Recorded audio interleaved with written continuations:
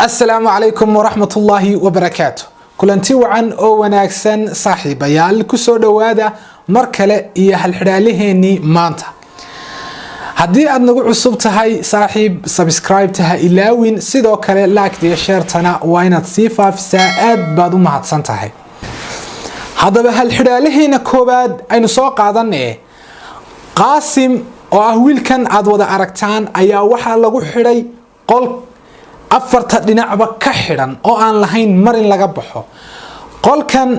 waxa ku yaala kaliya ta hal daaqad ah balse daaqadaasi nasiib daro ma awoodo qaasim in uu koro ama gaaro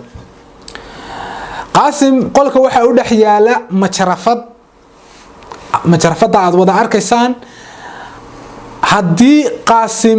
uu isiraahdo ama ku fikiro bal inuu qolka ka dalooliyo xagaas oo majarafada ciida kaga foqo qaasim waxay ku qaadanaysaa toddobaado inuu ka baxo kaliya tan wuxuu awoodaa laba cisho inuu sii noolaado cunto la'aan iyo biyo la'aan hadaba fursad kale ayaa jirta oo qaasim u saamaxaysa inuu ka baxo qolkan uu ku jiro adigaan kugu soo dhaweynaya waxaan ku siinayaa 10 ilbiriqsi haddii aad doonayso in inta ka badan inaad sii haysatana bows baad ku qabsan doontaa wayno plan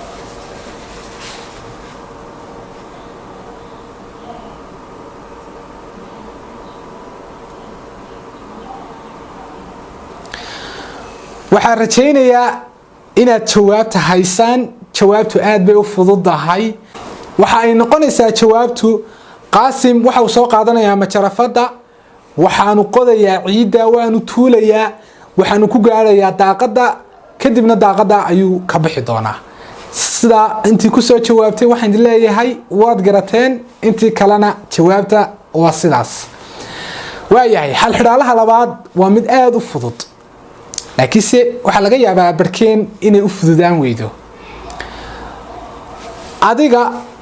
ayaa waxaad qabsatay xaflad kadibna waxaad soo qaadatay keeg xafladda waxa ka soo qayb galay 7 kamida asxaabtaada adiga ayaa ku noqonaya 8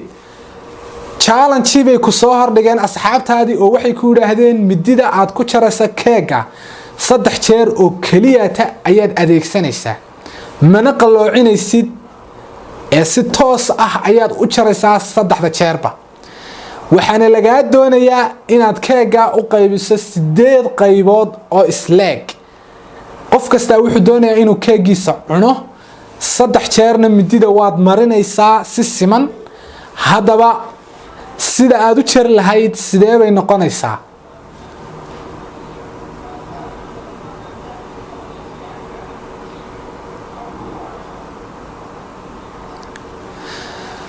waxaan rajaynayaa inaad jawaabta haysaan jawaabtu waxay noqonaysaa asxaabay